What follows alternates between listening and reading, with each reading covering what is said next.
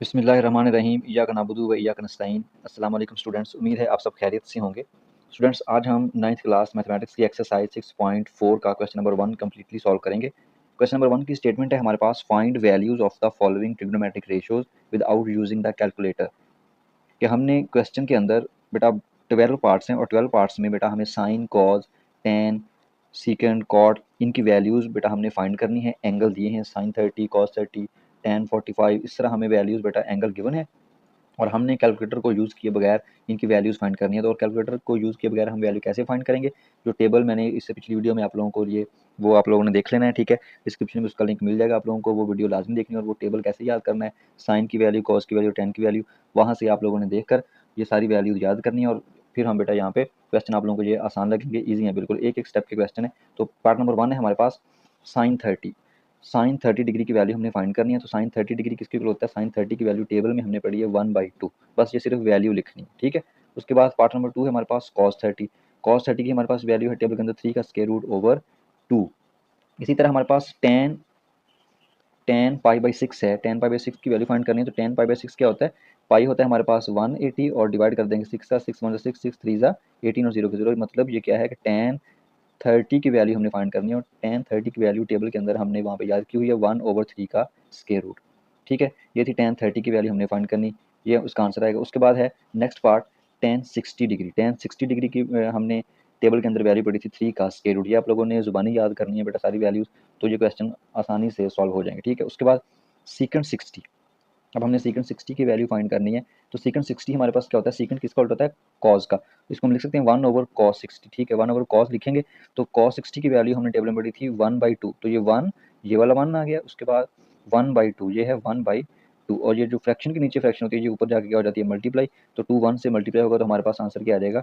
2। यही हमारा क्या है? आंसर, ठीक है। इसी तरह इससे अगला पार्ट है पार्ट नंबर 6। पार्ट नंबर 6 में हमने वैल्यू फाइंड करनी है जी cos π/3। उसकी वैल्यू फाइंड करनी है। cos π/3 कितना होता है? 180 को डिवाइड कर देंगे 3 से, 3 1 3, 3 6 18 और 0 का 0। cos 60, ये किसकी वैल्यू फाइंड करनी है? cos 60। तो cos 60 की वैल्यू हमने टेबल में पड़ी है 1/2, ये इसका आंसर होगा, ठीक है। उसके बाद cot 60।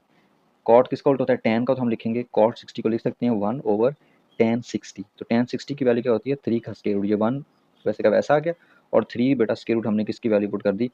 tan 60 की। इसी तरह हमारे पास पार्ट नंबर 8 है साइन 60। साइन 60 की वैल्यू हमने फाइंड करनी है। तो साइन 60 की वैल्यू होती है 3 का स्क्वायर रूट डिवाइड बाई 2, ठीक है। ये इसका आंसर है। उसके बाद पार्ट नंबर 9 है हमारे पास सीकेंड 30। इसकी हमने वैल्यू फाइंड करनी है। तो सीकेंड किसका उल्ट होता है? कॉस का। हम लिखेंगे 1/cos 30, ठीक है। cos 30 की वैल्यू हमारे पास होती है 3 का स्क्वायर रूट डिवाइड बाई 2, ठीक है। तो अब ये 2 फ्रैक्शन के नीचे आ रहा है, 1/3 का स्क्वायर रूट ओवर 2 है तो ये 2 1 से जाके मल्टीप्लाई होगा। तो 2 1 2 और नीचे 3 का स्क्वायर रूट वैसे का वैसा का, ये हमारा आंसर, ठीक है। उसके बाद पार्ट नंबर 10 है इसका कोसिकेंड 30। इसकी हमने वैल्यू फाइंड करनी। इसे कॉसिक 30 पढ़ सकते हैं और कोसिकेंड 30 भी पढ़ सकते हैं। तो कोसिकेंड इसका उलट होता है साइन का। तो हम लिख सकते हैं इसे कोसिकेंड 30 को 1/sin 30, ठीक है। अब साइन 30 की वैल्यू पुट करेंगे 1/1/2 होती है वैल्यू। साइन 30 की क्या वैल्यू होती है? 1/2। तो 2 बेटा फ्रैक्शन में है तो ये 2 उससे जाके ऊपर वाले 1 से मल्टीप्लाई होगा।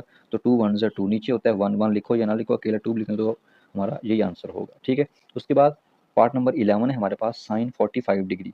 साइन 45 डिग्री की हमने वैल्यू फाइंड करनी है। तो साइन 45 क्या होगा? साइन 45 की वैल्यू होती है 1/2 का स्क्वायर रूट। इसी तरह अब नेक्स्ट पार्ट है कॉज π/4। कॉज π/4 की हमने वैल्यू फाइंड करनी है। तो कॉज π/4 का मतलब क्या है? cos π/4 180 डिवाइड बाई 4, 4 1 4, 4 4 16 और आगे चले गए 2, तो 4 5 20। तो ये बन गया cos 45। तो cos 45 की वैल्यू क्या होती है? 1/2 का स्क्वायर रूट। जो sin 45 की वैल्यू होती है वही cos 45 की वैल्यू होती है 1/2 का स्क्वायर रूट। ये हमारा आंसर है। तो स्टूडेंट्स क्वेश्चन नंबर 1 एक्सरसाइज 6.4 का क्वेश्चन नंबर 1 कंप्लीटली हमने उसके सारे पार्ट सॉल्व कर लिए। उम्मीद है आप लोगों को ये सारे पार्ट अच्छी तरह समझ आ गए होंगे।